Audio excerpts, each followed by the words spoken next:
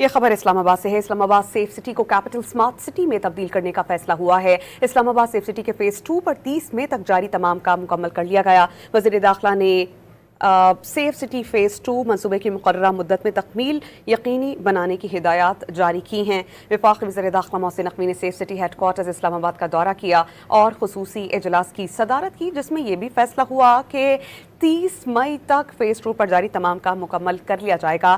وزیر داخلہ نے سیف سٹی فیز 2 منصوبے کا مقررہ مدت میں تکمیل کو یقینی بنانے کی ہدایات جاری کی ہیں۔ اجلاس میں سیف سٹی ہیڈ کوارٹرز کے نئے ڈیزائن کی منظوری دے دی گئی۔ اسلام آباد میں میڈیا سے بات چیت میں محسن نقوی نے باور کروایا کہ central command and control system کو اپ گریڈ کیا جائے گا، پولیسنگ، ٹریفک اور شہری سہولیات کا نظام کو انٹیگریٹ کیا جائے گا۔ کیپٹل سمارٹ سٹی میں ٹریفک مینجمنٹ، کرائم کنٹرول کا جدید سسٹم ہوگا۔ اسلام آباد کو محفوظ بنانے کے لیے تمام وسائل مروع کار لائے جائیں گے۔